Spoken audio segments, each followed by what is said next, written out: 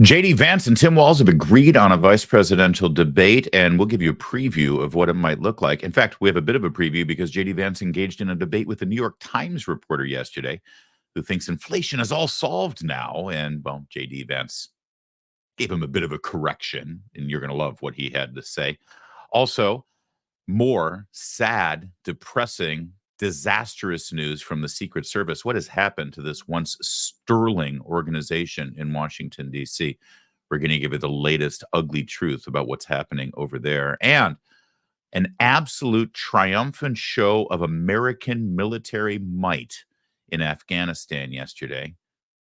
Of course, the bad news is that American military might is now the possession of the Taliban. They have all our stuff, and they're sort of rubbing our face in it. An embarrassment to the world, brought to you by Kamala Harris and Joe Biden. We'll give you all those details as well. Thanks for tuning in. My name is Larry O'Connor. You can call me Larry. Soaring through this month. It's the middle of August already. I don't know how that happened, but we're just charging straight ahead to Election Day, and we're glad you're here with us. Thanks for watching us on our live stream every single day, midday, noon-ish, wherever you like to watch your live streams. Thanks for being a part of what we do every day, and thank you for liking and subscribing, following us, and all the things you're doing to maintain your loyalty. Our audience is growing every single day, and we are incredibly humbled and grateful for it. Thanks. Yesterday, a New York Times reporter actually asked a question of JD Vance, a vice presidential candidate. It's weird how some of the candidates are actually answering questions from reporters. They're having these things called press conferences where they stand there and allow reporters to ask them questions about themselves, their character, their background, their campaign, their policies, and what their vision might be should the American people elect them. It's a weird new thing they're doing over there on the Republican ticket. It might catch on. But what JD Vance did yesterday is actually even cooler than that in terms of actually taking questions compared to Tim Walz and Kamala Harris. He did it as part of a campaign appearance, yes, but he did it on the speakers so that the gathered assembly, the crowd who came there to see JD Vance, supporters of the Republican ticket, could actually listen to the exchange, which was brilliant because they could see just how stupid these reporters are. Now, I want you to see what happened when a New York Times reporter tried to celebrate an increase of inflation numbers yesterday. Yesterday, the inflation numbers came out for the quarter, and prices were 2% higher than they were the quarter before. And this New York Times reporter tried to make this sound like a success. Hey, prices are only up another 2%. This is great. Bidenomics is working. Watch what happened. New York Times, I wanted to ask you about the latest economic news from this morning with inflation now being under 3%, the lowest rate since mid-2021. What is your sort of reaction to that news? Well, I think the crowd reaction says it all. Look, when they say that inflation is down, they mean from a baseline where groceries are already 30% more expensive than they were when Donald Trump was president. And they're not saying it's coming down. They're just saying it's not going up as fast as it was 3 years ago. That is not a reputation or a record to brag on. That's a record to be ashamed of. Why did it take them so long to get inflation to where it is? And why are prices so high? It's because Kamala Harris failed to do her job. So if they want to go around, and this is, it's funny. Kamala Harris, on the one hand, will say, on day one, we're going to tackle the affordability crisis. And like I said earlier, Kamala Harris has been the vice president for 3.5 years. And I think, ladies and gentlemen, she's in effect been the acting president because we all know Joe Biden isn't home. So she's been the one controlling government policy for 3.5 years. She says she wants to tackle the affordability crisis on day one. And then on the other hand, she'll say, oh, we've already got inflation under control. Well, which is it, Kamala? Which is it? The simple truth is America's credit card debt is getting higher. Americans are finding the basic necessities of middle-class life less affordable. Americans are becoming, especially young people, are becoming paupers in their own country. If we don't do better Our young generation, they're not going to own anything. They're not going to have anything. They're going to be renters in the country that their parents and grandparents built. Inflation is a disaster. Kamala Harris does not have a leg to stand on. All right. So not only is that brilliant in terms of the actual facts and data and resources that he had off the top of his head there, but number two, it's brilliant for doing this out in the public with an audience so that they can actually react to not just his responses, but to the stupid question from the New York Times reporter. I love that part where the crowd starts to, boo and hiss at the stupid question presented by the New York Times reporter. But also the fact that he's able to actually spar with these reporters, take their questions, and without whining about what a asinine question it is, just go right for the jugular with facts and data and information. That's great stuff. And also, one other brilliant move here is that, I'd like to think JD Vance is watching our show and taking our advice, but honestly, he doesn't need our advice. He knows what he's doing. There's no strategy here that needs to change with regard to their approach running against Joe Biden versus running against Kamala Harris. In fact, if you try a different approach or a different strategy, that actually lets Kamala Harris off the hook. No, everything that you hate about this country right now in terms of our economy, in terms of inflation, in terms of prices, in terms of unemployment, in terms of crime, in terms of border security, in terms of national security, it's all Joe Biden's fault, which means it's all Kamala Harris's fault. So everything that we heard about what was wrong with this country at the Republican National Convention and about what JD Vance and Donald Trump are going to do to fix it need to be quadrupled when going after Kamala Harris, because frankly, Joe Biden isn't responsible for what's going on because he doesn't have a functioning brain anymore. Kamala Harris is the point person for this administration. So good on JD Vance, basically using the exact same script that we've had against Joe Biden and just saying, but this is Kamala's fault. This whole idea that Kamala Harris is going to fix the economy when she's elected. She's the presiding president of the Senate. There are very few constitutional duties for a vice president. One of them is to preside over the Senate as the president of the Senate. She should call a session of the Senate right now. Yeah, I'm sorry, you have the secret sauce to fix our economy? You're going to bring prices down in January when you're inaugurated? No, ma'am. If you've got the plan right now, call the Senate into session and propose your fix. I'm sure Mike Johnson would be happy to talk to you as Speaker of the House. And Lord knows you can get Joe Biden to wake up for 20 minutes out of his workday to sign your bill into law to fix our economy. What's stopping you? In fact, let's not do the heavy lift about putting in a whole new budget and a whole new spending priority. That's a lot of work. How about we just do one thing? You say you're in favor of cutting all taxes on tipped wages, right? And we know Donald Trump is in favor of cutting all taxes on tipped wages. And Joe Biden has now said through his spokesperson that he's in favor of cutting all taxes on tipped wages. Well, Kamala Harris, damn it, why don't you make a difference for once? Why don't you actually have a record you can run on? Put your money put our money where your mouth is. If you're genuinely in favor of cutting taxes on tipped wages, you propose the one-page bill right now. Hand it off to the House Republicans. They'll pass it. The Senate will pass it. And Joe Biden will sign it. Why don't you do that? Why doesn't she do that? She's literally the incumbent right now. Of course, she's not going to do it because she doesn't really believe it. She doesn't want to do anything other than lie her way over the next 90 days to Election Day. And meanwhile, that pathetic inflation report that came through yesterday was suddenly a cause for celebration at the White House. They are literally celebrating that the cost of everything in America only went up by about 2.5% to 3% last quarter. Here's their economic advisor, chief economic advisor. You said we hear you, but we've been hearing that message in some form over the past 3 years, and the fact is that prices are not coming down; they're going up. Debt is also rising; that's going up. So why should Americans believe the president and vice president? Well, there's some prices that are definitely coming down. So there are airfares. Airfares are hold on.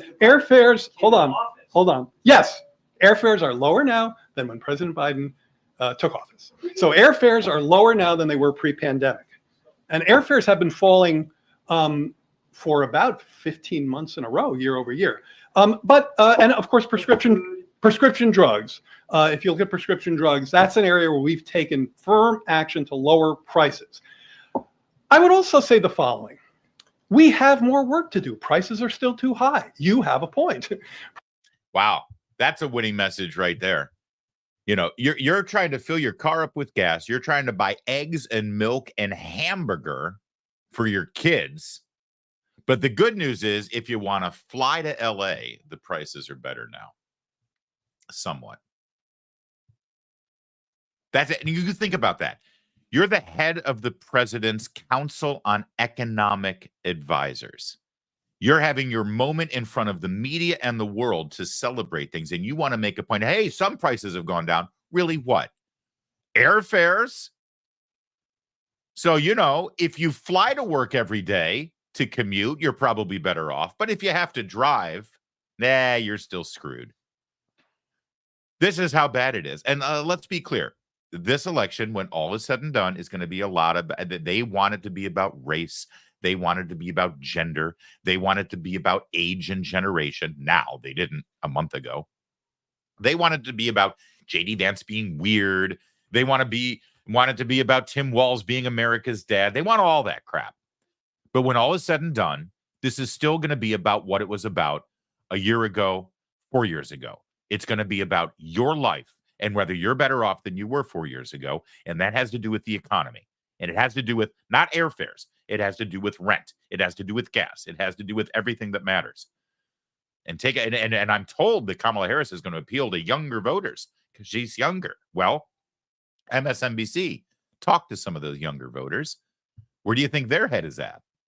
I'm 20 years old. Why is a one-bedroom apartment $600, $1,600? Like, oh my God, for 500 square foot. One at a time, I said. Yeah.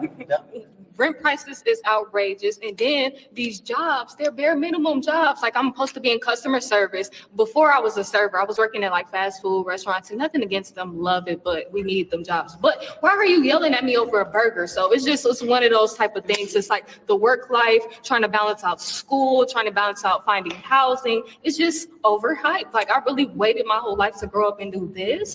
Yeah. That's the reality. And they will have this 20-year-old believe that it's Trump's fault that rents are higher. And it's like, excuse me, I was a sophomore in high school when Trump was president. Don't give me that. You know, or even better, they're still trying to blame Reagan for the cost of rent. Oh, that's all Reagan's fault. It's like, dude, Reagan was already dead before these voters were born. But this is the only playbook they've got. And they know, even young voters. In fact, Trump is doing better with young voters than any Republican candidate I can remember because they have a memory and they can see what's going on and they know what the Democrats have done to this economy and what Democrats have done to them. And the only answer Kamala Harris has for this voter, who clearly has a brain in her head, the only answer Kamala Harris has is, hey, have you seen my TikTok videos? I'm having a brat summer.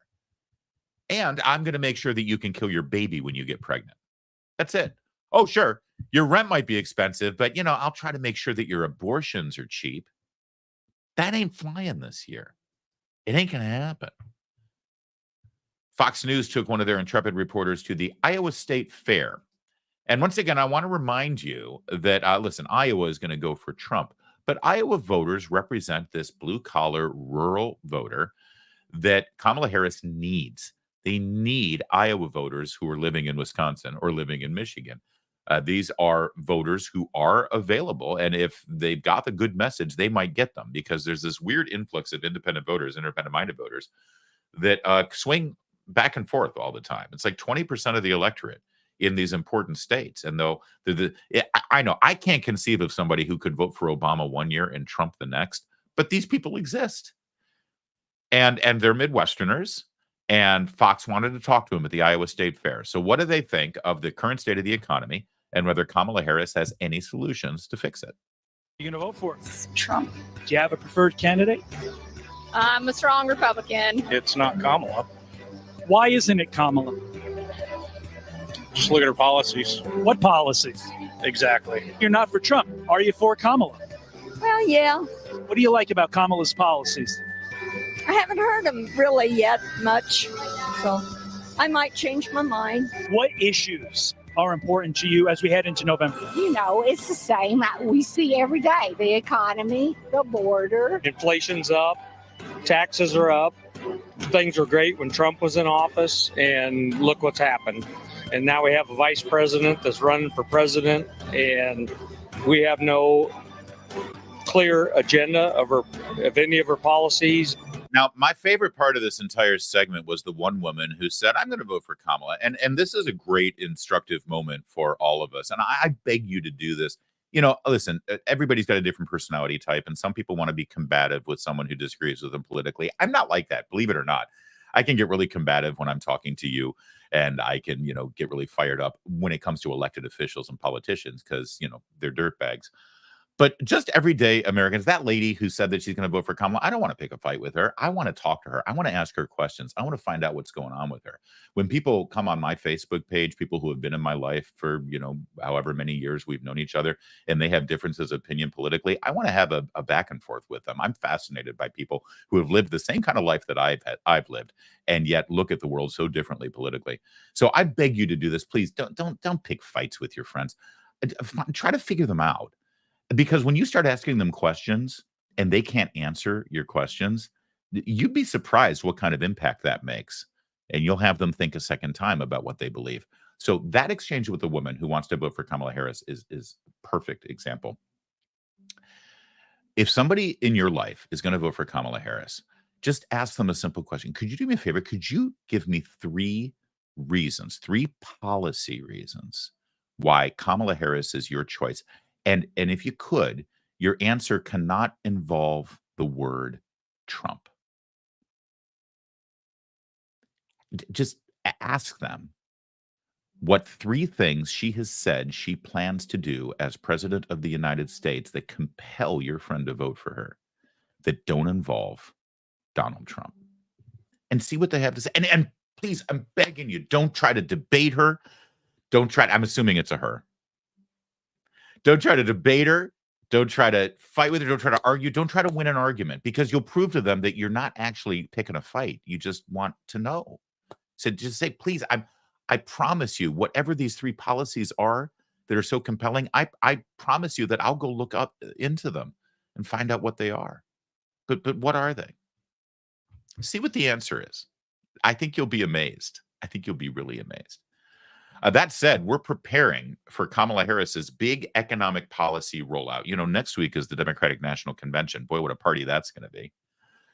Boy, you ever remember the cantina scene from Star Wars? Get ready, Chicago. Today, Kamala Harris is appearing with Joe Biden, by the way, side by side. So it's going to be pretty hard for her to separate herself from Joe Biden when he's actually hanging on her arm to try to stay upright at this event. They're going to Prince George's County, Maryland. I kid you not, it is about 25 miles from the White House. That's where Joe Biden's going to campaign for Kamala Harris. And I think they're taking Marine One. It's literally like where they're going. I think it's the community college in Prince George's County, which is literally, it shares the border with Washington, D.C. You know, whenever Air Force One takes off from Joint Base Andrews, they used to call it Andrews Air Force Base, that's in Prince George's County. Joint Base Andrews, where Air Force One lives, where they take Marine One and they fly out wherever they're going, usually to some foreign country so Hunter can do some business deals. That's in Prince George's County. So they're going to be going just a few miles past that. That's today, and they're going to talk about such great strides they've made with the economy. And then tomorrow, Kamala Harris is going to make her first major policy speech. It's been weeks since she was anointed and placed as the Democrat nominee for president. And tomorrow, she's going to make her first big policy speech. And it's going to be about the economy. And Phil Wegman, White House correspondent and political correspondent for Real Clear Politics, he's got the news here that he broke on X for us earlier this morning, or excuse me, late last night. And it's a preview of what this economic policy speech is going to be from Kamala Harris. Let's take a look at it, shall we? She's going to propose a federal ban on corporate price gouging on groceries and impose stiff penalties in the food industry, the campaign announced. In other words, if things are too expensive for you right now, it's because some greedy man in a 3-piece suit and a red tie has been purposefully making things more expensive for you. That's the perspective of the Harris campaign. If things cost too much, it must be because some mean, evil person is trying to profit. Now, you'll have to explain to me, first of all, why suddenly, when Joe Biden became president in 2021, all these corporate CEOs suddenly decided to be greedy and jack their prices up. Because they sure didn't do it the 4 years before that. What is it about Joe Biden and Kamala Harris that made these CEOs suddenly become greedy corporate raiders that want to milk the American people of every penny they've got? You really have to have a naive Marxist perspective on the economy to think that everything that's going on right now is because of corporate price gouging. They just all suddenly decided to be big old meanie monopoly men, right? But this is how they view things. This is how they view capitalism and free market. I'm sorry, you cannot prosecute your way into a good economy. But there's more. Harris will produce what her campaign bills as the first ever federal ban on price gouging on food and groceries, setting clear rules of the road to make clear that big corporations can't unfairly exploit consumers to run up excessive corporate profits on food and groceries. Do you think that they should show evidence that this is happening first before they decide to propose a brand new law to do this? I mean, they're literally trying to bully and intimidate food manufacturers into lowering their prices, even if it means they're going to lose money. See, that's really what's going to happen here. These corporations who have to spend more money to bring food to market because of the policies of the Biden administration. And I'll back up my statement with a fact that is undeniable. Let's say you're in the lettuce growing business. You grow lettuce and you sell lettuce at the grocery, right? That's what we're talking about, food and groceries. Okay, basic. It's lettuce. You plant it in the ground, you grow it, you pick it, you put it on a truck, and you deliver it to the supermarket, right? Now, just that last part of the equation, the truck driving your lettuce to the supermarket now costs twice as much as it did 4 years ago because of gas and energy, right? Oh, but there's more. Oh, what about all of the fertilizer that you have to do at the farm? Well, that fertilizer gets to your farm on a truck. So the delivery of all that fertilizer now costs twice as much as it did 4 years ago. What about your employees who are coming to work for you? Everything that they do costs more to get to work. And so they've asked for higher wages to offset the cost of living for energy and all the other things that they have to buy. So that increases your cost of going to business. Plus, let's not forget all of the regulations that have been brought in under new EPA standards and climate change standards that the Biden administration has put in. You have to comply with all of those standards. That means more rules that you have to follow, which means more cost to you and more lawyers to figure out what the rules are.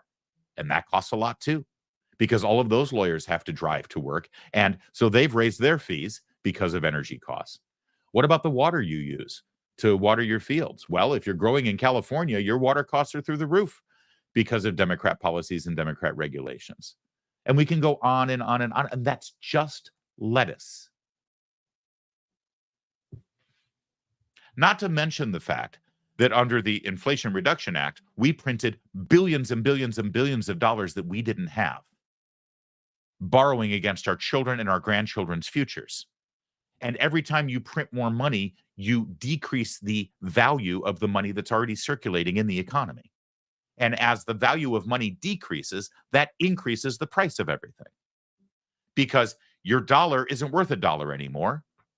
It's worth only 95 cents, let's say, compared to what it was worth before you started printing all of those dollars. But it doesn't mean the stuff that you're buying is actually costing less to make. It's actually costing more to make. So you can't just take $1 because that dollar is only giving you 95 cents worth of purchasing power. So you actually have to increase the price of things to get back to the baseline dollar that you had before all that money was getting printed. Are you following this? I know you are, because you're not as stupid as Kamala Harris. But that's okay. We're just going to start prosecuting people. Before you come up with new laws to prosecute corporations for price gouging, should you give us one example of this price gouging first? All I'm asking for is one, and they've not given you any. More. The campaign singles out the highly consolidated meat packing industry, noting how just 4 meat processors control the market and arguing the lack of competition gives these middlemen the power to drive down earnings for farmers while driving up prices for consumers. Wow. 4 meat processors. And because there's no competition, it means prices get higher. Hey, could you do the same thing with search engines, please? How competitive is the search engine business? See if there's a monopoly there, guys. I don't want to name any names. I don't want to get in trouble. Notably, this new move by Harris comes after Biden tried cracking down on consolidation in the meat processing industry in 2022 and then provided, per USDA, over $700 million in grants to independent meat and poultry packers. And apparently that didn't work, but it doesn't matter. We printed out $700 million that we didn't have, and we gave it away. And, well, I've already explained to you what that does to prices. That's Phil Wegman reporting, and he's a good reporter, and we appreciate his work. But that's what you're going to hear from Kamala Harris tomorrow. Yes, it's the economy. It's the economy. It's the economy. It's great that JD Vance is schooling a New York Times reporter about the economy. It's great that even MSNBC, when asking a benign question of a 20-year-old voter, gets an earful about how rent is ridiculously expensive. It's great that the head advisor for economics for Joe Biden can only point to airfares being something that's a little lower than it was pre-pandemic, which, by the way, had nothing to do with the efforts of the Biden administration. It has more to do with competitive nature of airfares right now. All of this is great because all of it brings the focus back where it belongs. Not about the joyful warriors coming out to a big fanfare after Megan the Stallion twerked her ass off for the audience. No, that's not what this campaign is going to be about. It's not going to be about all the things they've been wanting it to be about for the last few weeks. It's going to get back to the basics, back to where it's supposed to be. It's about the economy. It's about the state of affairs right now for your bank account and your monthly budget. And if that's the case, we win and they lose. Hey, in these crazy times, there is peace of mind in security, as I've just been explaining. Security for our country, security for our leaders, and security for our families. But think about this for a minute. You're not actually financially secure if all your eggs are in one basket. You know that. Everybody does. Gold and silver are an excellent way to diversify your savings. They're a hedge against inflation. They're a physical asset that's in high demand globally, from the wealthy to central banks. And through my friends at Birch Gold Group, you can own physical gold and silver in a tax-sheltered retirement account. Yeah, you can diversify in old IRA or 401k, and it costs you nothing out of pocket. You can convert that into an IRA in physical gold and silver. It's one thing you can do to secure your family savings. So be proactive and get more information about this. Text my name, Larry, Larry, to 989898. You'll receive a free no-obligation info kit in gold. You'll learn more about the wait, the info kit is not made out of gold. I just want to make sure that maybe didn't sound right. It's an info kit about gold. You'll learn more about the role precious metals play in your overall savings strategy. Again, text Larry to 989898. Do that today, will you?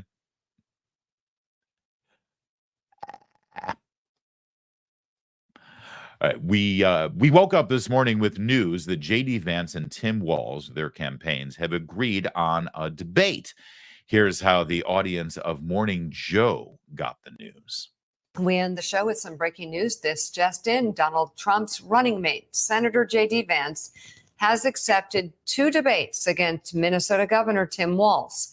One on September 18th on CNN and another on October 1st on CBS. We should note that Governor Walz has agreed to the October 1st debate so far. So what happens, but at least we got one on the books. Willie, your thoughts? I think the consensus at the table is we're good with one. Yeah, I think in the vice presidential debate seems like plenty.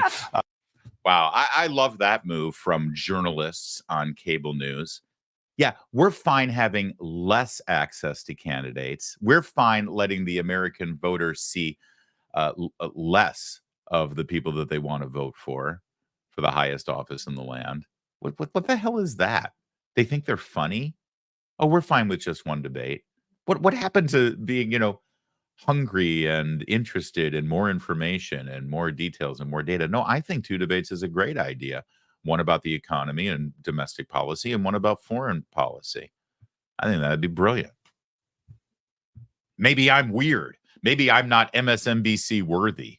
I do love also that MSNBC has to announce on their network that the 2 debates will be happening somewhere else. If there's one great thing about this whole presidential election cycle, it's that we've finally done away with that grotesque punchline of a joint commission on presidential debates. That ridiculous thing that they used to do. Remember? I mean, it was right up until the last presidential election where they had this nonpartisan group of people who were very deadly serious, and they would negotiate the debates on behalf of the 2 campaigns. And no, screw it. The campaigns can negotiate with the networks the way they're doing it right now, and it's fine. It works. We didn't need that fake, phony commission on presidential debates because they would always pick somebody like Chris Wallace to be the moderator, and they were awful. By the way, we're going to get into the details of the debate in just a second, but can I just say, why do teleprompter readers get anointed as the moderators for these debates? They don't have any special gifts. They're not anointed in some way by the gods that they have some sort of brilliant instinct on asking the right questions. They're journalists, they're reporters, they're teleprompter readers. They have no special skills. And they always frame the questions in such a way to make news. Well, I'm not interested in making news if I'm moderating a debate. I'm interested in getting as much information out as possible so the voters can make an informed decision. Isn't that a shocking approach to moderating a debate? Why do we need a moderator? These are grown-ups. Get that center chair out of the room. 2 chairs, 2 podiums, 2 people. Tim Walz gets to ask JD Vance questions. JD Vance gets to ask Tim Walz questions. Guess what? I will judge these candidates not just on their answers, but on how smart they are with the questions they ask their opponent. That's part of the contest here, I think. It's very revealing what you decide to ask your opponent. It tells me what your priorities are. Why can't they do that? Why do they need this third party at all? And certainly don't have it be a reporter, because they're in the tank. 95% of them vote Democrat every single time. So it's already a stacked deck. All right, that said, I just wanted to get that off my chest because that's how things ought to be. Look at this weaselly, cowardly move by Tim Walz. I guess we should be used to the cowardly move from Tim Walz now. He announces this. He retweets CBS's announcement of the debate. CBS News, by the way, says they provided the campaigns with 4 dates as options: September 17th, September 24th, October 1st, and October 8th. It's going to happen in New York City. CBS News will host it. And JD Vance, and they've agreed to one of those dates. Tim Walz tweets this out and says, "See you on October 1st, JD." This is where the cowardly thing. Notice he didn't actually tag him on X. He's such a small man. I mean, listen, I doubt he runs his account, but that's deliberate. That's a deliberate move right there. What a weasel. JD Vance responded, though, and said, "The American people deserve as many debates as possible, which is why President Trump has challenged Kamala to 3 of them already." And of course, Kamala has only accepted 1 of the 3. "Not only do I accept the CBS debate on October 1st, but I accept the CNN debate on September 18th as well. I look forward to seeing you at both." Tim Walz has not agreed to both. Why? Why? If you're a politician, if you think you're the best candidate, wouldn't you want to do as many debates as possible so you could just pound your opponent into the sand and you can show the world and every single voter how much better you are? Let's go, Timmy. What are you afraid of? If you'd like a preview of how hyped JD Vance is, how he can't wait to get into the ring with Tim Walz, well, we got a little bit of a preview of it this morning. He was in Pennsylvania campaigning, and he had plenty to say about where things are economically and the fact that his opponents, Tim Walz and Kamala Harris, are running and hiding from cameras, hiding from questions, hiding from the debates, and are only making themselves available for scripted events. Take a look at JD Vance. Maybe I'm old-fashioned, but as the person who's asking the American people for the awesome honor and responsibility of being their vice president, I think I would have to go before the American people and make the case for why I deserve to have that job. And I think it's disgraceful that Tim Walz and Kamala Harris are running from every media interview, running from every reporter. They refuse to respect the American people enough to stand before them and actually ask them for their vote. So I think we ought to do as many debates as we possibly can. I know the President Trump has invited Kamala Harris to do 3 debates. She's only agreed to 1. Tim Walz, I guess we agreed to do a debate on October 1st, but CNN, not exactly friendly to me, much more left-wing than almost any other media station. CNN wants to do a debate in mid-September. And I said, yes, absolutely, because the American people deserve it. And one final point about this. Look, the Harris campaign is not running a political campaign. They're trying to produce a movie.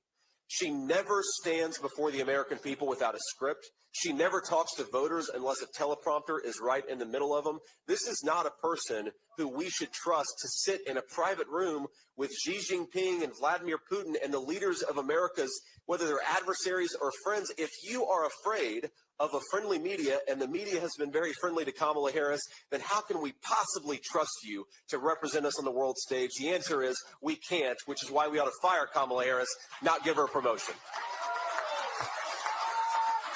Oh, man, I cannot wait for these debates. I cannot wait for these debates. So why isn't Tim Walz? Think about this. Tim Walz has been the running mate choice now for 10 days, and he still hasn't talked to anybody. He hasn't answered a single question from a reporter. And why? Why? Because every single question will be about his lies about his military record. And Tim Walz at this event in Pennsylvania hammered that home. He is ready. Oh, boy, he's going to make sure. I hope every single question he sort of like gives a quick answer to at the debate and then pivots right back to Tim Walz's military record. Take a look at what he had to say about it today. Let's just summarize the truth. Tim Walz said that he carried a weapon in war. He never went to war. Tim Walz said that he didn't know his unit was about to deploy to Iraq when even his own press release at the time said that he knew exactly that. Tim Walz claimed to be a command sergeant major, even had it printed on his challenge coins, and he knew he never achieved that rank.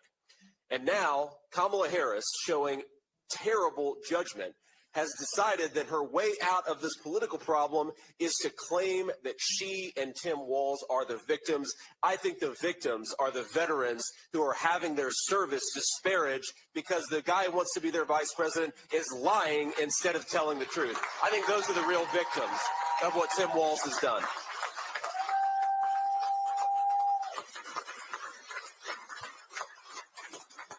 Every single person standing with me has sacrificed something for this country. Some of us, like Brian, have sacrificed more than most Americans can possibly fathom. But every single one of us honors every veteran for their service, whether they went to war or not. So long as you did what this country asked you to do, you deserve to be praised for it. You deserve to have what this country promised to you actually given to you. This is not about disparaging anybody's services, including Tim Walz. This is about disparaging the dishonesty and asking Kamala Harris, why are you showing such poor judgment by standing by a guy who insulted our veterans and lied about his service? If Kamala Harris wants to lead this country, if she wants to lead the millions of active and reserve service members and the millions of veterans on top of it, she ought to stand before the media and answer why Tim Walz lied and why she's now trying to say that he's the victim, that we are somehow attacking Tim Walz's service. That's what Kamala Harris says, that we're attacking his honorable service. We're not attacking his honorable service. We're attacking the dishonesty about that service. That is not honorable. That is the height of dishonor, and Tim Walz should not be the vice president of the United States because of it. God bless you guys. Thank you all. All right. Now, let's just summarize. As Senator Vance mentioned, he did have other people at this event. You can see the flags are right around him. There's the Marine Corps flag, the U.S. Navy flag. I'm guessing I think that's the Air Force flag behind him, the blue. And then there's the Space Force. I love me some Space Force. Space Force rocks, right? In Pennsylvania, I want to bring you and these veterans who are also running for office had plenty to say about Tim Walz's military career. And again, most importantly, the lies that he has been caught in, blowing up his rank, about the nature of when he left the military service, and the lies in claiming that he was actually serving in war and in combat, which he was not. And all of those things are that there's no fact checking involved in what I just said. Those are all blatant 100% truth. What I just told you about what he's been saying about his military career. But I do want to, there were plenty of people there, but I think this is the most effective. Pat Harrigan, who is a veteran of the military and is currently running for Congress in North Carolina. He was there, and I want you to see his opening remarks here, because this is exactly, it lays out exactly not just who Tim Walz is, but it tells you exactly how veterans of the military feel about him, regardless of political affiliation. And it explains to you why Tim Walz is hiding, why Kamala Harris is hiding, and what this debate, if it even happens, because I'm still skeptical if it will, because it's going to be a buzzsaw in the face for Tim Walz. Exactly what this debate is going to look like if it happens. Watch this. It's great to be here with our veteran family. I walked around a little bit and talked to a few of y'all, and some of you guys haven't served, and that's great. But to those who haven't served and are watching this now, I can appreciate that you might not understand why America's veterans across the political spectrum are standing up to sound the alarm about Tim Walz. I can appreciate how you might look fondly on his 20-plus years of service in the National Guard. And I understand why it can seem like nitpicking when our veteran community reads his words and we scream stolen valor. I get it, and I don't judge it. Without serving and deploying, I might not get it either. But I'm hoping that at the very least, by the time that I sit down here today, you'll understand why we are so passionate in our united voice that Tim Walz is a coward who betrayed his men at their greatest time of need and is not fit to serve the United States of America as vice president.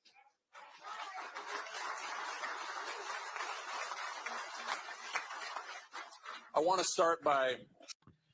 That's strong stuff. And I don't know if you have people in your life who are veterans of the military, or maybe they're currently serving, or maybe you are, in fact, either active duty or a veteran. But for a vet who's seen action and has spent time wearing the uniform and fighting for this country, for a vet to stand up and call a fellow veteran a coward,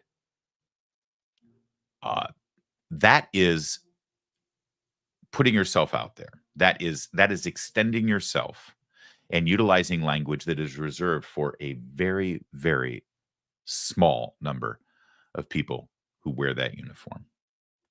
So for this gentleman to stand up there, and he's surrounded, by the way, I see Mike Walz in that shot, Green Beret Congressman Brian Mast, who lost both legs in combat, up there. This was a stellar presentation of veterans who know their stuff and are, when you are willing to step out and call someone a coward for his behavior after his military service, that is powerful, powerful stuff. And I want to reiterate this, and I mentioned it yesterday, and I just want to repeat it because I did not serve. We are a military family. I have a child in the service right now. All Tim Walz had to do was retire after 24 years of service in the National Guard, truthfully describe himself as a retired master sergeant, never once allow anybody to believe that he served in Operation Enduring Freedom, because that suggests he was in Afghanistan, but to only have it be said that he was in support of Operation Enduring Freedom. And anytime anyone introduced him otherwise, as a combat veteran, as a person who served in Iraq or Afghanistan, or as a command sergeant major, every single time, and it's happened multiple times, all he had to do was say, I just want to make sure that the record is straight. I did not serve in Iraq and Afghanistan. Have you ever seen any video of him saying that? All he has to do is say, oh, I did achieve rank of command sergeant major, but I did not stay in the National Guard long enough to actually have that locked in, so I have retired as a master sergeant. That is something to celebrate. It's something to be proud of. He had an incredible service record to be proud of, but he lied about it over and over and over again. But if he had been truthful, then the only thing you could criticize of him, and it's still worthy of criticism, but the only thing you could criticize of him was that he left when his unit was being deployed and he decided to retire instead of deploying. And he'd say, you know what, you're entitled to your opinion, but I decided that I could be more effective at my age running for Congress and fighting for my unit, fighting for vets in Congress rather than going to Iraq. And that could be a disagreement, but it wouldn't be stolen valor. It wouldn't be lying about your service. And it wouldn't be this smarmy, sleazy, new aggressive pivot that this blustering bully is doing now. It's like, how dare you criticize my record? How dare you denigrate my service? We're not criticizing or denigrating either thing. We're calling you the liar that you are. That's it. And it could have been so much better for him, but he couldn't do it. He couldn't do it. He had to lie. Pity.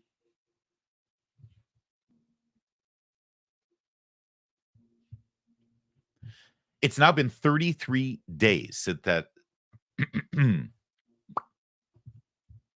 It's been 33 days since that fateful moment when Donald Trump turned his head just a little bit and avoided being assassinated in Butler, Pennsylvania. 33 days. In any other world, it would still be a dominant story. But we've promised you over the last several weeks that we are going to continue to pursue every little bit of information we learn about what happened that day and the systemic rot that appears to have taken over in the Secret Service. And, well, we've got an update for you. As usual, it comes from Susan Crabtree, the investigative reporter over at Real Clear Politics. I'm going to first let you see a summary of this report that Newsmax broke out yesterday when it hit. Take a look. The Secret Service detail that's guarding former President Donald Trump. So this coming from Real Clear Politics, reporting that a female Secret Service agent abandoned her post in North Carolina to breastfeed her baby during Trump's visit yesterday to the Tar Heel state. The report says about 5 minutes before Trump's motorcade arrived, the site agent who manages security for the entire event did a final sweep of the location. And while walking the route, the site agent reportedly found the Secret Service special agent in question breastfeeding with two other family members present in a room that's supposed to be set aside for official business like an emergency involving the president. The report says the special agent did not have permission to leave her post and gave no warning prior to the event that she needed personal time. Working Secret Service agents are prohibited from bringing children or any family members, for that matter, on a protective assignment. All right, still working on clarification and details on this, that coming from the reporter for RCP. And it comes about a month after what many consider to be the biggest Secret Service failure in recent American history, the assassination attempt on former President Donald Trump in Butler, Pennsylvania. For details, national correspondent Alana Austin just got a response from the Secret Service spokesman on this. She joins us live from Capitol Hill with this story. Alana.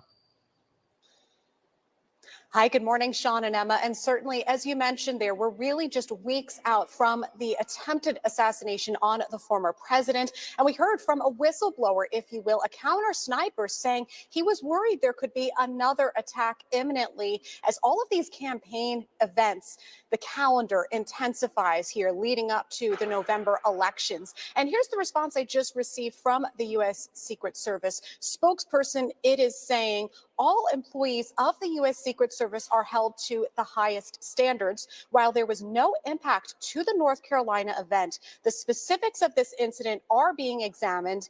Given this is a personnel matter, we are not in a position to comment further. So there were many alarming details of this report that first broke from Real Clear Politics about the family members on site. Of course, just minutes before this event is really supposed to get underway, the Secret Service agent apparently breaking numerous policies and protocols. I've asked the U.S. Secret Service if they could clarify whether all the details of this report are accurate. And at this point in time, we are waiting for further clarification.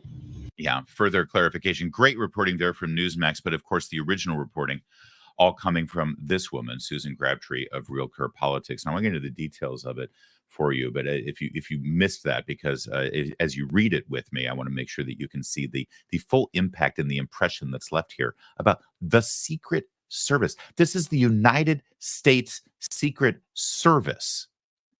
I mean, it's bad enough that they didn't secure the building where the sniper was.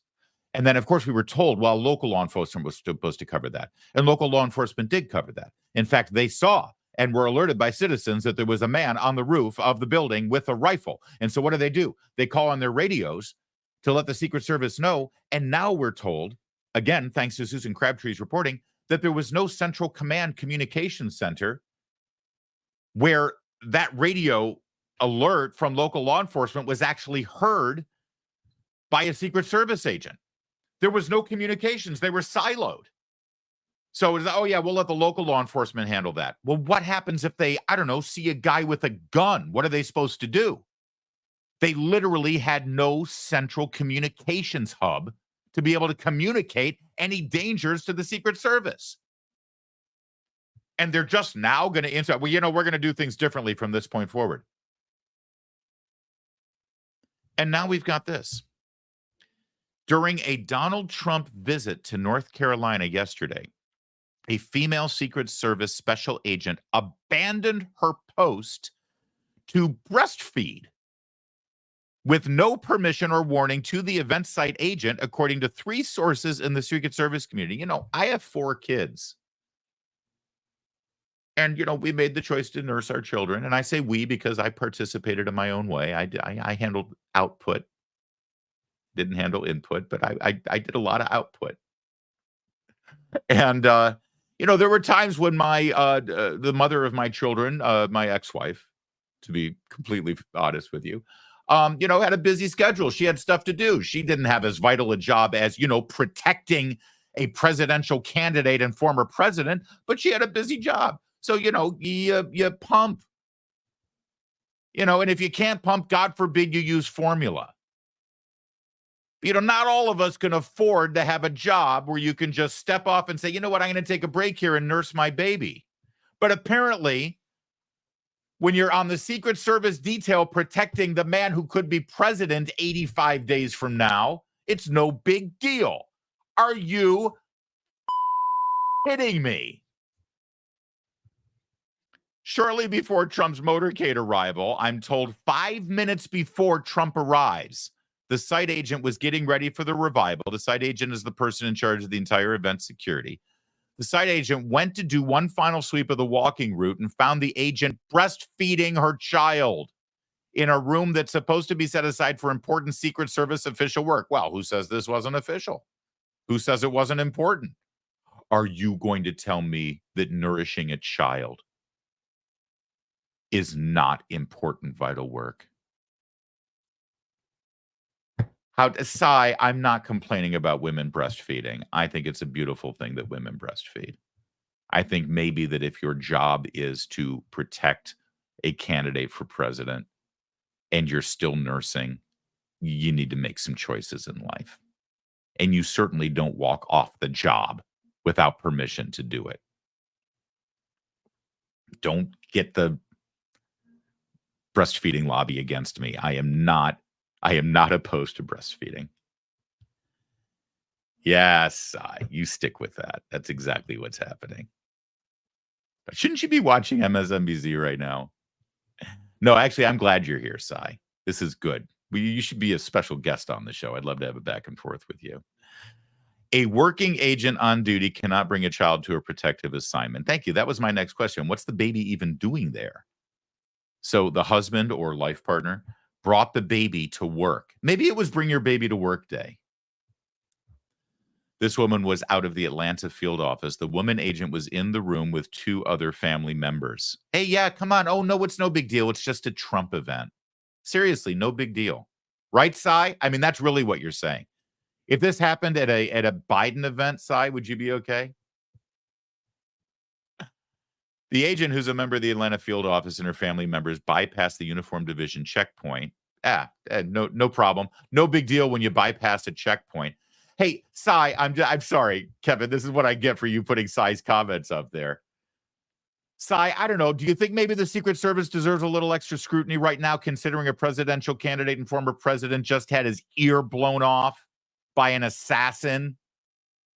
I'm sorry. Am I the problem because I'm criticizing the current protocols and professionalism of the Secret Service? Because, they've got one job, and that's to protect their protectee. In this case, Donald Trump, the former president and current candidate for president. And maybe I could be wrong, Cy. I'm sure that you've got a better handle on things, but it seems to me that maybe they're worthy of a little scrutiny, considering that one job they've got, they completely and an assassin almost exploded Donald Trump's head in front of the entire world. But no, you seem to be no, it's really about women's rights. That needs to be the priority right now. Thanks for proving our point. When contacted about the incident, Secret Service spokesman Anthony Guglielmi, who constantly lies, said the incidents did not have an impact on the event and it's under review. All employees of the U.S. Secret Service are held to the highest standards. Are they? Because no one's been fired. No one's been fired 33 days later. Has anyone even been punished 33 days after an assassination attempt? While there was no impact to the North Carolina event, the specifics of this incident are being examined. Given this is a personnel matter, we're not in a position to comment further. Oh, hey, everybody, calm down. It's just a personnel matter. I got to tell you something. As much as, as a conservative, I'm suspicious of big government agencies and bureaucracies in Washington, D.C. in general, right? I adhere to the Ronald Reagan philosophy that, that government is the problem, generally speaking. Whenever government isn't the solution to the problem, government isn't the problem. And the larger the federal government bureaucracy gets, the less efficient it's going to get. I just take for granted that Washington, D.C. is broken, right? I meet people in Washington all the time. I work here. I've worked here for over a dozen years. You meet them, and then they work at the Department of Agriculture, EPA. Everyone who works in these agencies can tell you. They say, there are 4 people that I work with in my division that I know. For every one person, there are 4 people who don't need to be there. That's just how the federal bureaucracy is. You know it. And I've known it for, we all know it. But there have been some parts of our federal government in Washington, D.C. that stood above. There was a time when agencies like the FBI and the Secret Service, you meet somebody and say, oh, you work for the government? What do you work for? Oh, I work for the Secret Service. Oh. There's this immediate response. There's this immediate sort of effect that you respect that person because that agency is above all of that. That agency has a pristine, sterling reputation, that they are above what you assume to be complete and total bureaucratic dysfunction in Washington, D.C. And now that's gone. The more we learn about the Secret Service, the more we realize that the broken rot that is the federal government in Washington, D.C. is literally everywhere. Everywhere. And I want to hand it off to Greg Gutfeld, who actually summed this up really well last night. Because, and by the way, as he does it, there's even more outrageous stuff that he's got here about what's happened with the Secret Service. That it's like, how many more of these incidents do we have to hear about before we just come in and say, okay, that's it. This entire agency has to be turned inside out. Take a look. Which brings me back to the Secret Service. Turns out that the Trump mess was no bug in the system. It is the system. A new report from Real Clear Politics reporter Susan Crabtree quotes sources within the service who claim that the agency has suffered more lapses than cat's car insurance. First, 2 Secret Service agents were recently photographed dead asleep while on duty at Mar-a-Lago, and instead of nudging them awake, the photos were circulated to others on the detail. The sleepers were never disciplined, but everybody got a good laugh. In 2019, 2 Chinese nationals simply strolled onto the grounds of Trump's Florida home, perhaps thinking it was Disney's Magic Kingdom. Worse, the Secret Service can't even protect itself. 2 months ago, a man in shorts and a T-shirt walked through an open door in the Miami field office and spent the night. First, he took a shower, then downloaded porn on a computer. It's weird. I usually do those two things in reverse.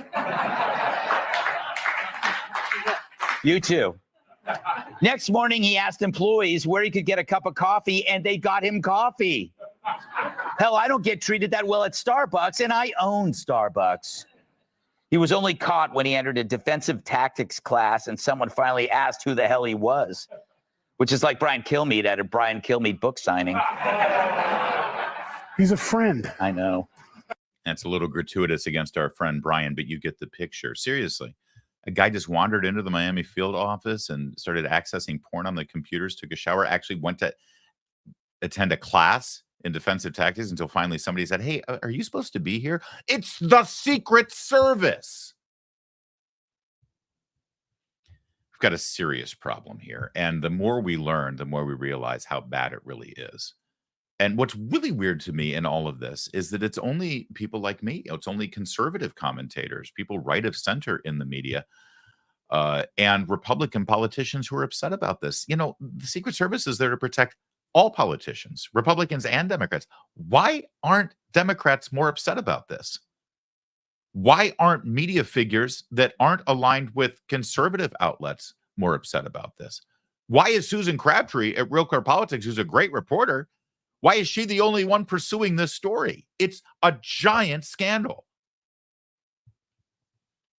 And sadly, I think the only common denominator here, the only logical answer when you ask those questions, is because it was an assassination attempt against Trump. And ultimately, the Democrats in this town and the Democrats who work in media, who would normally be talking about this and covering it and expressing outrage, they don't care. I mean, it was just Trump. That's what they think. And that's where they are. And sadly, that's where we all are until something radical changes things.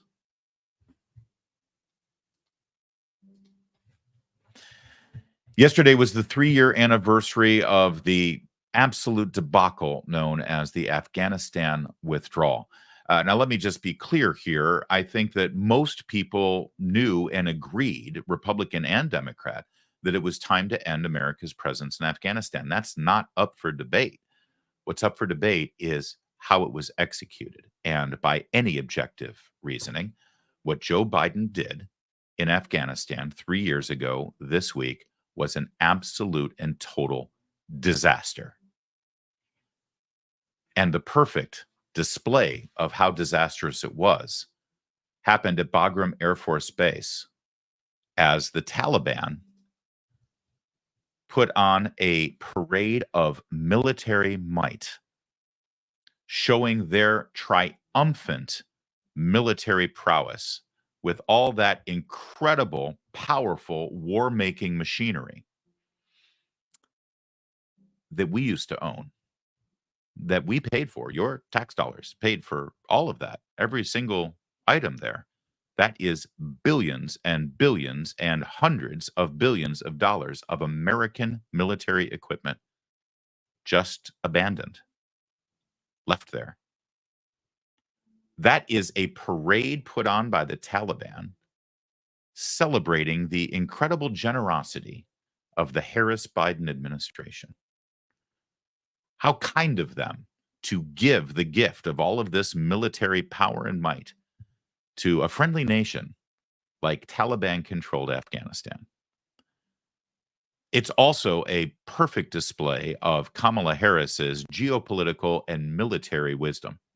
Because let's not forget, Kamala Harris and Joe Biden were like this with all of the strategies that went into play for the Afghanistan withdrawal.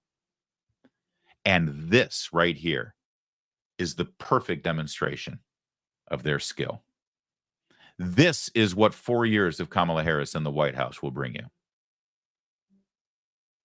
This is a gut punch to anyone who either served over there or knows someone who served over there, and certainly anyone who was a casualty or knows someone who was a casualty in Afghanistan. It's one thing that we had to leave without fully finishing the job. It's another thing to hand our arsenal over to the very people who we tried to defeat. We had a list of equipment here that I found quite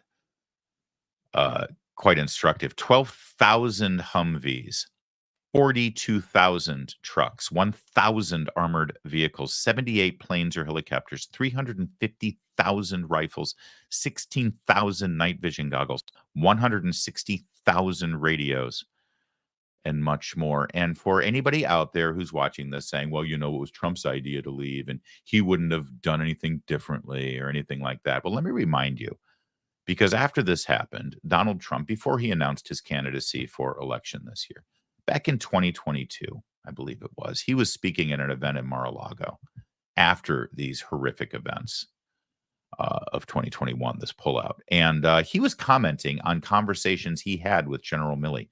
You see, when Donald Trump was planning the withdrawal of Afghanistan, he had meetings with his national security advisor, Ambassador O'Brien, Secretary of State Pompeo, his defense secretary, and of course, the chairman of the Joint Chiefs, General Milley.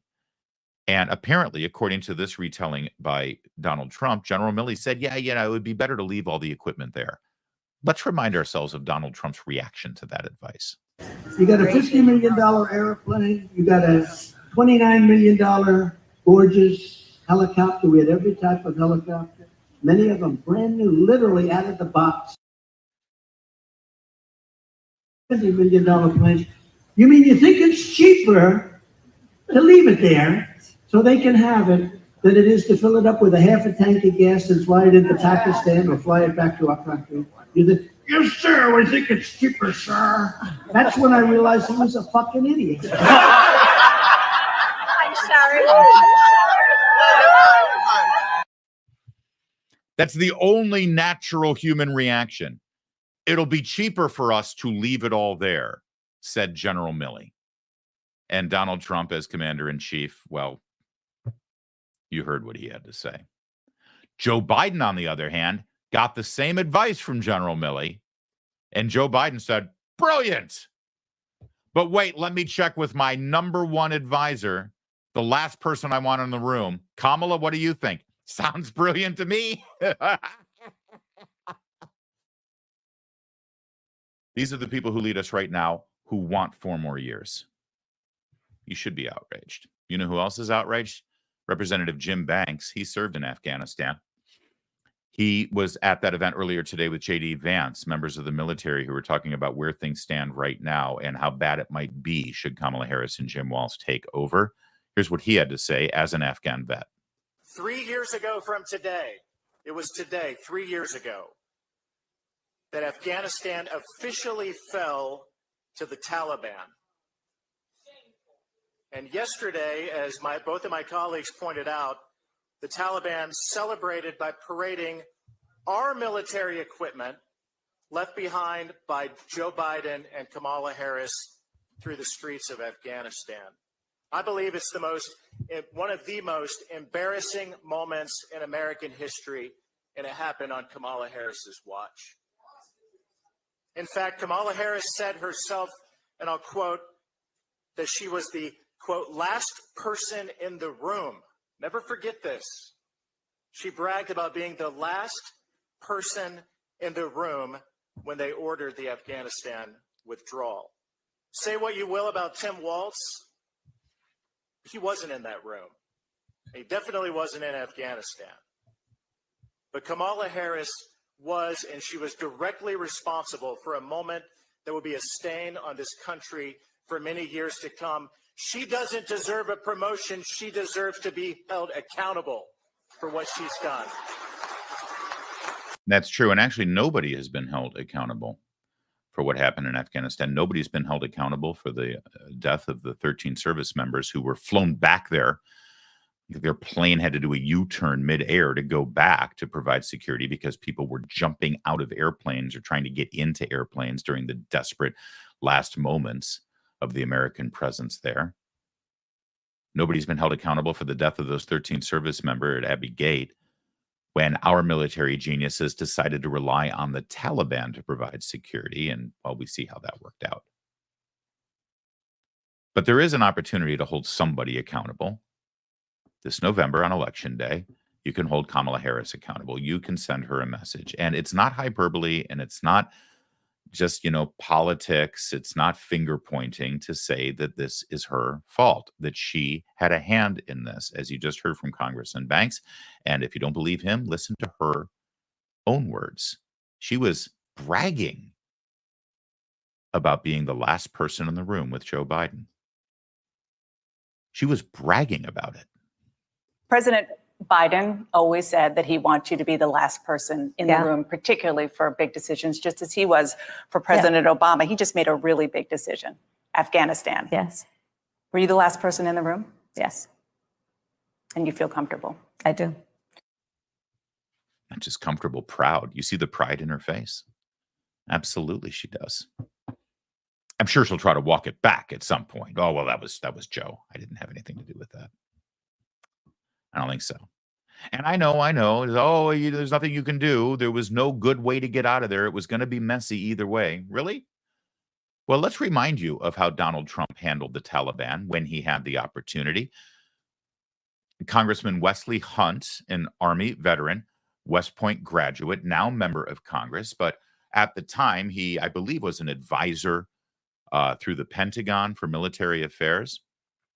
Wesley Hunt tells a story about his observations of Donald Trump's direct participation with the Taliban negotiation. Watch this. Give you my favorite President Trump story. This is my number one favorite of all time. When we were negotiating with the Taliban, while President Trump was still the president, President Trump wanted to get out of Afghanistan, but he wanted a conditions-based withdrawal, meaning that you do what we tell you to do, and then we will start pulling troops back slowly as long as you abide by our rules. It's President Trump and Mike Pompeo, and they are talking to Taliban leadership in the room, and they had one translator in the room. President Trump looked at the Taliban leader and said this: I want to leave Afghanistan, but it's going to be a conditions-based withdrawal. And translator translated. And he said, if you harm a hair on a single American, I'm going to kill you. And the translator goes, and Trump goes, tell him. Yes. Tell him what I said. Reached in his pocket, pulled out a satellite photo of the leader of the Taliban's home and handed it to him. Shut up. Got up and walked out the room. And that story has been corroborated by multiple national security professionals who worked in the Trump administration. That's how Trump handled the Taliban. You touch one American soldier, I will kill you. Here's a satellite photo of your home. You have a good day. Everybody knows what happened with this withdrawal, and everybody knows who's responsible. And yeah, no one's been held accountable, but we have an opportunity. And if you don't want to vote Kamala Harris and Joe Biden out of office to hold them accountable, well, why don't you consider your vote based on the current state of affairs in this world and show some level of respect for the American military, the men and women who serve, who have served and are continuing to serve this country, because they deserve better in a commander-in-chief. Let's wrap this up with Mark Geist, who speaks on behalf of those men and women. Mark Geist is a military veteran, and he, in fact, was one of the last people on the ground in Benghazi. He survived Benghazi. He then went on to co-wrote the 13 hours that ended up as the movie about the events in Benghazi. And he was reflecting on multiple aspects of the Biden-Harris foreign policy right now and the hotspots around the world brought on by this administration. Mark, good morning to you. Thank you so much for joining us today. There's so much going on in the Middle East, and we can't forget that it's been over a week now since that Iranian-backed group launched a strike against our base in Iraq, Al-Assad Air Base, injuring 7 of our U.S. personnel. We have yet to respond to that attack. Why not? And what message does that send? I think the reason for it is the current administration, Biden-Harris administration, is trying to play that middle of the road and appease both sides and not be decisive in their actions, which we've seen that for the history of the Biden administration. And unfortunately, that doesn't play well in the Middle East. The Middle East, Hamas, Israel, also Iran, what they respect is firm, strong leadership, and we don't have that, and that's one of the problems. Yeah, and on that front, it has been 3 years, if you can imagine, since our withdrawal from Afghanistan when the Taliban took over, and they marked the anniversary by holding this parade and celebration at our former base, Bagram Air Base, and they showed off all the military vehicles. They paraded them down the street that we left behind. This is clearly supposed to be a slap in the face to all Americans, but in particular, those who served in that war. When you look at this, I mean, what do you think? I think it's a abhorrent disrespect to the service of so many Americans that serve there. The fact that we left all of this equipment back there is ridiculous. And again, 3 years later, we're seeing them parade it in front of us, just basically slapping us in the face that, look what we've got here now. We spent from 2001 till 2023, basically, we fought that war to get the Taliban out, and now we just left in a way that allowed them to take everything back over and set not only that country back to what it was in 2001 with their anti-women approaches, all of that kind of and those distinct policies that they have, and now do this in front of us is just ridiculous and should have never happened. Well, it shouldn't have ever happened, but we can right that wrong now. We have just 90 days until the election. Early voting starts next month in some states. We're in it right now. And, I hear a lot of lip service sometimes from people who claim that they love our troops, and they say, thank you for your service, and there's a lot of flag waving. People post pictures on their Facebook page on Memorial Day or on Veterans Day. And that's about the beginning, middle, and end of it, right? I've been able to meet a lot of people who have served and who are veterans. And I always talk to them. It's like, wait, is it weird when people thank you for your service when you're at the airport? And they go, yeah, it's awkward. It's nice, but I don't know what to say sometimes. What I'd like to say to them, I hear, is, you don't have to thank me for my service, but I would really appreciate you giving us civilian leadership that actually makes it so that our service is honored appropriately, by making sure that crap like that doesn't happen again.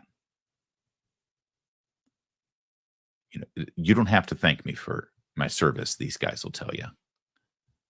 But let's just make sure that the service wasn't in vain. Let's get the leadership that our country and our world deserves and put America back where it belongs. That's frankly better than a thank you. That said, I want to spend some time with some thank yous real fast here as we wrap things up. We had some really nice super chats today, and I appreciate it. Ricky D. Upchurch was there like even before the show started with a lovely $1.99, and we appreciate that. And every little penny that you guys give us, it really goes, well, it really pays for Kevin's bar tab, which is sizable. The man is a lush, so I appreciate it. Mav with $5 there with that super sticker. We appreciate that. And Tommy Rad is a whole other career. I apologize. Good luck with the OnlyFans thing, though. No, Tommy Rad, thank you. $2. And that comment is, this is all hers, meaning Kamala Harris. This is all her debacle, all of that, what we just saw, 100%. And one other quick note that deserves some attention, and that's Mimi 1984. Saying that she loves my scruffy look. Thank you. Because, I read the comments, guys, and somebody commented yesterday and they said, I like the content and all, but I think your show would be better if you had more of a clean cut, clean shaven look. What the hell? Mimi. Thank you, Mimi. I get a lot of, no, El Capitan. He does not need that. He doesn't need your support. By the way, if you see I'm not doing this, Kevin put that up himself. That's shameless, Kevin. Absolutely shameless that you would put that comment on. I don't know what you're talking about. Yeah. Are you less prickly today, by the way, than yesterday? Because you were in a horrible mood yesterday. I'm happy as a clam. I'm happy as a clam. Happy as a clam. You know what? Happy as a clam. The origins of that saying. It's because clams. Because you think about a clam, they always look like they have a big smile on their face. Did you know that? I did not.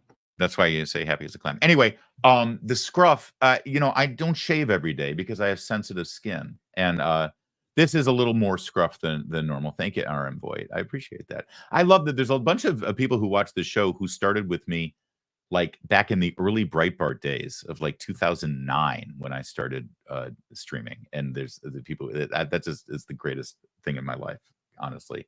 15 years later that you all are still there. But I know you're here because you want Meredith to make an appearance. That's not going to happen. Anyway, I'll shave tomorrow. I will. I shave every few days, and some days the scruff gets a little out of control, but I think it's a good look. And I get, for all of the public comments of people slamming my scruff, I get a few, some people slip into my DMs, Kevin, and they say, dig in the scruff look. Dig in the scruff. All right, Mimi. Starting to get weird now. Guys, thanks for watching. Thanks for the super chats. I appreciate it. We'll be back tomorrow with the roundtable, of course. In the meantime, my name is Larry O'Connor. You can call me Sexy.